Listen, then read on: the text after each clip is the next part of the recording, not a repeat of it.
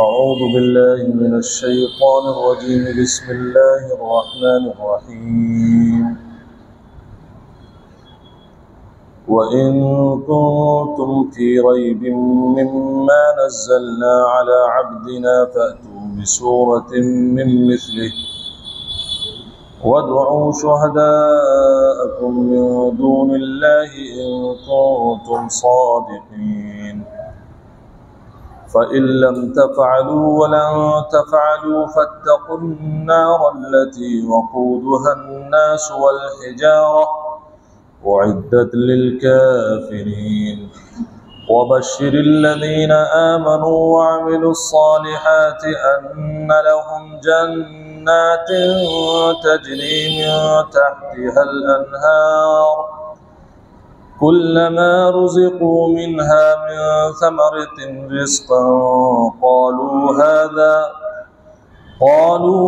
अल्लज़ी रुज़िक़ना मिन क़ब्लु वअतू बिही मुतशाबिहा वलहुम फ़ीहा अज़वाजुम मुतहहरतुन वहुम फ़ीहा ख़ालिदून सदक़ल्लाहुल अज़ीम। दुरूद शरीफ पढ़ लें। अल्लाहुम्मा सल्लि अला मुहम्मद व अला आलि मुहम्मद कमा सल्लैता अला इब्राहीम व अला आलि इब्राहीम इन्नका हमीदुम मजीद। अल्लाहुम्मा बारिक अला मुहम्मद व अला आलि मुहम्मद कमा बारकता अला इब्राहीम व अला आलि इब्राहीम इन्नका हमीदुम मजीद। ये सूरह बकरा है।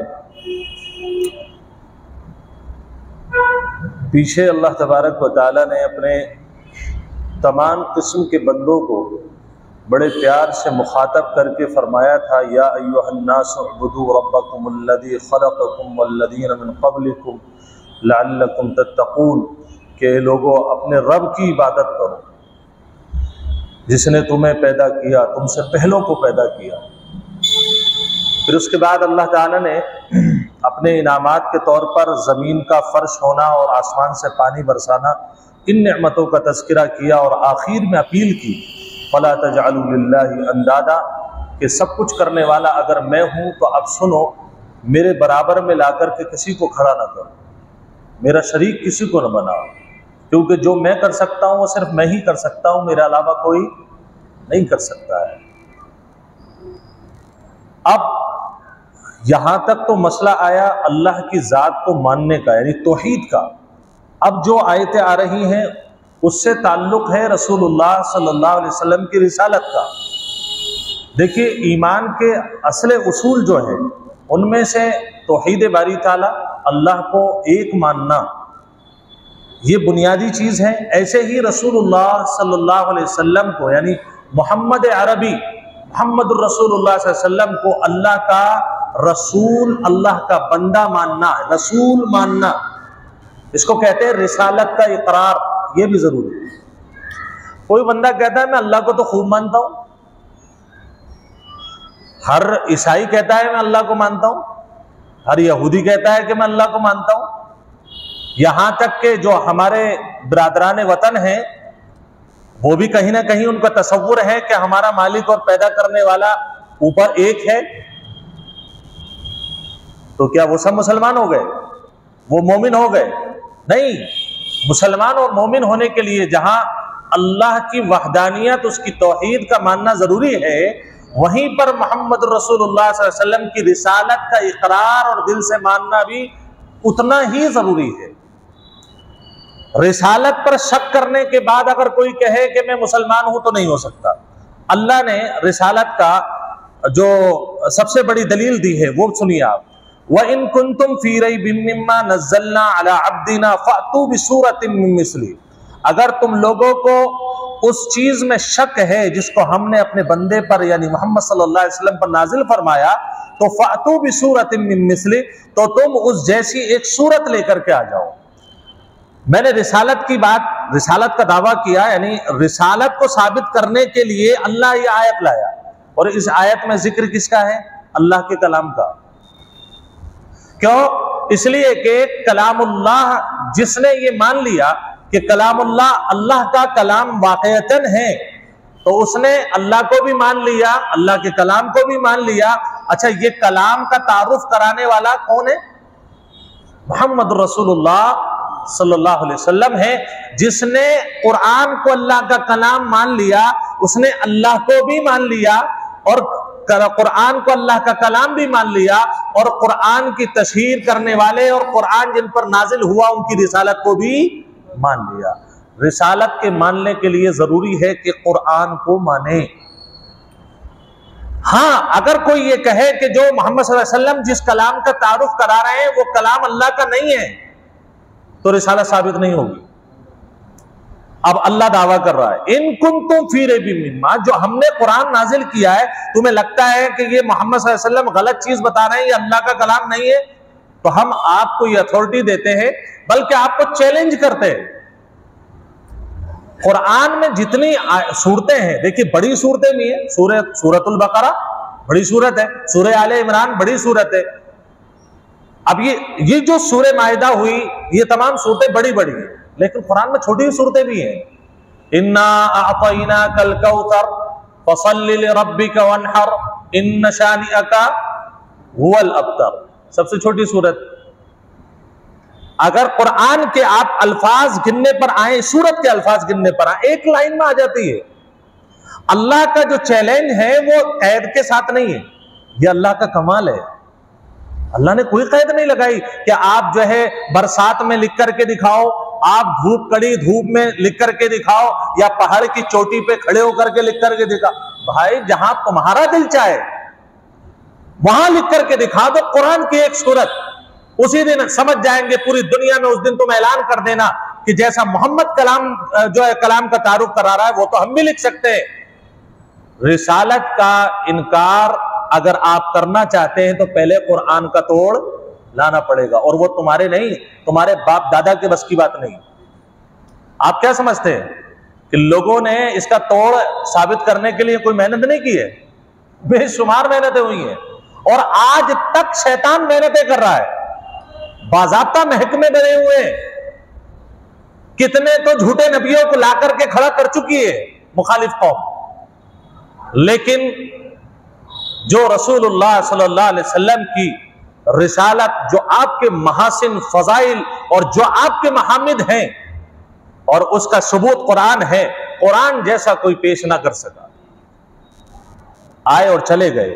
अब अल्लाह ने इसके आगे भी एक चीज फरमाई, वदउ शुहदाअकुम मिन दूनिल्लाहि इन कुंतुम सादिकीन। ये उस चैलेंज का एक हिस्सा है कि हो सकता है तुम्हारे जो अदीब हैं उनमें से कोई ये कह सकता है भाई अकेले तो नहीं लिख पाऊंगा। हालांकि मोहम्मद रसूलुल्लाह सल्लल्लाहु अलैहि वसल्लम ने जो कुरान का तारुफ कराया वो अकेलों ने कराया, किसी और ने कराया? वही किस पर नाजिल हुई? एक मोहम्मद सल्लल्लाहु अलैहि वसल्लम पर। तो मुकाबले में कितने आने चाहिए? एक आना चाहिए। लेकिन अल्लाह कह रहा है चलो एक नहीं, छूट दी, वदउ शुहदाअकुम, जितने तुम्हारे मददगार हो सकते हैं वो तमाम ले आओ। अच्छा, इस मददगार में दो किस्म के लोग हैं, आपको बताऊं मैं। मुफस्सिरीन लिखते हैं, एक तो शुहदा का मतलब ये, एक तो आप अदीब हो गए जो सामने से चैलेंज कबूल कर रहा है, एक पूरे अरब के पूरी दुनिया के अदीब ले आओ। एक तो ये जिंदा अदीब है, और एक वो हैं जिनकी चक्कर में ये लोग कुरान को और अल्लाह को नहीं मान रहे, वो है मंदिर में रखे हुए बुत। अल्लाह कह रहा है कि इन्हें भी ले आओ और अपने बुतों को भी ले आओ, जितने भी ये पत्थर टहल रहे हैं जिन्हें तुमने तराश करके अल्लाह बना रखा है, इन सबको ले आओ।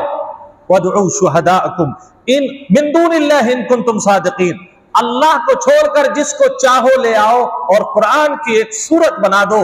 उसी दिन हम आपका जो दावा है रिसालत का इनकार हम तस्लीम कर लेंगे। इतनी बड़ी बात अल्लाह खालिक अपनी मखलूक से कह रहा है, कोई ना कर सका और कैसे कर लेगा, सवाल ही पैदा नहीं होता। वदउ, अब आगे अल्लाह ताला फरमाता है फ़इल्लम तफ़अलू वलन तफ़अलू, अल्लाह ने नतीजा भी खुद बयान कर दिया, तुम नहीं कर पाओगे और हरगिज नहीं कर पाओगे। यानी जिस वक्त आयतें नाजिल हुई उसमें साथ में ऐड कर दिया अल्लाह ने, यानी हम चैलेंज तो दे रहे हैं आपको, और हो सकता है कि कोई तुरक में आकर के खड़ा हो जाए, ये हमारा नतीजा भी सुन लो, तुम्हारे बस की बात नहीं है। अल्लाह के कुरान का बदल तो सिर्फ अल्लाह ही पेश कर सकता है, गैरुल्लाह के बस की बात नहीं। फ़इल्लम तफ़अलू, अगर तुम ना कर सको, वलन तफ़अलू, और कर ही नहीं सकते, फ़त्तक़ुन नार अल्लती वक़ूदुहा अन्नास वल हिजारा, तो सुनो मेरे बंदो, तो तुम जहन्नम की आग से बचो, अल्लती वक़ूदुहा अन्नास, जिसका ईंधन लोग होंगे और पत्थर होंगे। कौन से पत्थर? सबसे पहले तो वही पत्थर है जिन्हें तराश करके काली मैया बनाया था, जिन्हें तराश करके किसी के सूंड और किसी की पूंछें लगाई थी, ये सब वही लोग होंगे।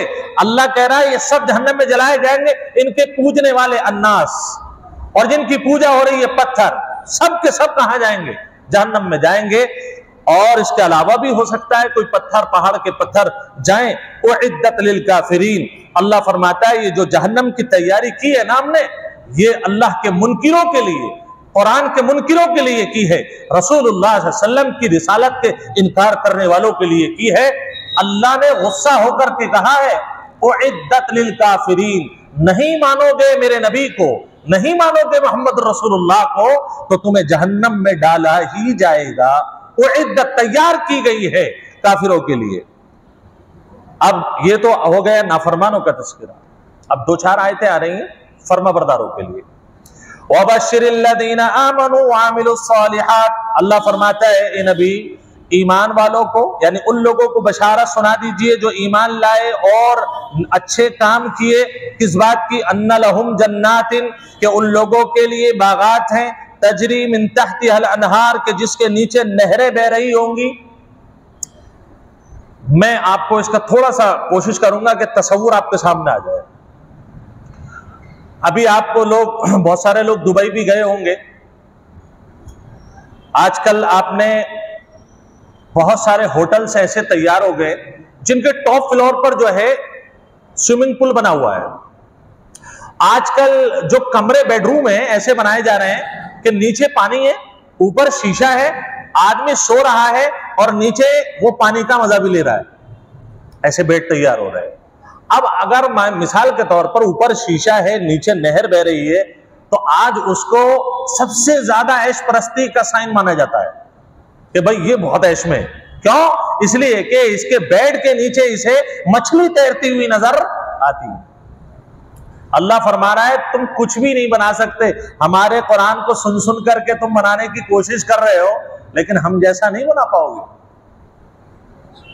ये मजा भी आपको जन्नत में मिलेगा, और जो मेरा रब बेड तैयार करके देगा, दुनिया का कोई कारीगर उसकी झलक तक भी तैयार नहीं कर सकता है।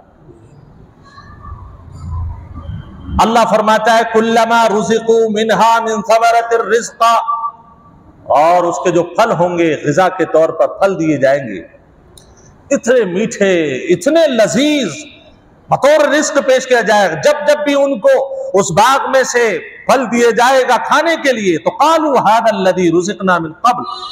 तो एक चीज है, एक तशबीह कि एक रिवायत में तो यह है कि जैसे यहाँ बादाम है, ड्राई फ्रूट्स ले लीजिए आप, खजूर है, बादाम है, या फ्रूट्स में ले लीजिए आप बहुत सारी चीजें हैं, मौसमी है, आम है। जन्नतियों के सामने इस शक्ल के भी फल आएंगे। वो कहेंगे अरे ये तो दुनिया में खा के आए हैं, तो देखा है हमने पहले, आम तो बहुत खाए हैं, हसनपुर के बाग में बैठ के बहुत खाए थे, ये यहाँ मिल गए। अल्लाह फरमाएगा भाई अभी खा करके तो देखो, फिर बताना कि ये हसनपुर के हैं, ये जन्नत के हैं। उसके बाद जब वो खाएंगे तो उन्हें अंदाजा होगा, अल्लाहु अकबर, वो ये कहेंगे कि यकीनन ऐसी लज्जत हमने दुनिया के किसी फल में नहीं पाई। और ये भी रिवायत है कि जब उन्हें सुबह में फल पेश किए जाएंगे तो वो एक तरह के होंगे, दोपहर में भी उसी शक्ल के आएंगे, लेकिन जब वो उसको चखेंगे तो उसका रंग, उसका मजा बिल्कुल अलग होगा। ये फल खाया उसका टेस्ट अलग, ये फल खाया उसका टेस्ट अलग। तो महज रंग को देख करके वो चीज मुतशाबे उनके सामने हो जाएगी, लेकिन टेस्ट करेंगे तो सबका अलग होगा, क्योंकि जन्नत तो वही है जो हर लुक़मे में अलग और पसंदीदा टेस्ट अता कर दे। अल्लाह उस जन्नत में हम सबको जमा फरमाए और पूरी उम्मत को नेक आमाल करके जन्नतुल फिरदौस में जाने की तौफीक नसीब फरमाए। एक सिफत जन्नत की ओर, वलहुम फीहा अज़वाजुम मुतहहरा, ये मर्दों की खुशी के लिए। बहुत सारे लोग समझते हैं, लेकिन मैं कहता हूं कि मर्दों के लिए नहीं है, औरतों के लिए भी है। अल्लाह फरमाता है कि जन्नत के अंदर औरतें होंगी पाकीज़ा, मुतहहरा, पाकीज़ा। दुनिया की औरत है, उसे हैज भी आता है, खून आता है, बच्चा पैदा होता है, निफास में खून आता है। उसके अलावा अगर वो 2-3 दिन नहीं नहाई तो बदन में से बदबू आएगी, अगर उसने बाल नहीं काटे तो उसमें जुएं पड़ जाएंगी। इसके अलावा ये तो जाहिरी गंदगियां हुई, बातनी गंदगियां है। बहुत खूबसूरत लाया था, पूरे मोहल्ले में से छांट करके, बोले जैसी कोई नहीं है, ये अकेली पैदा हुई है।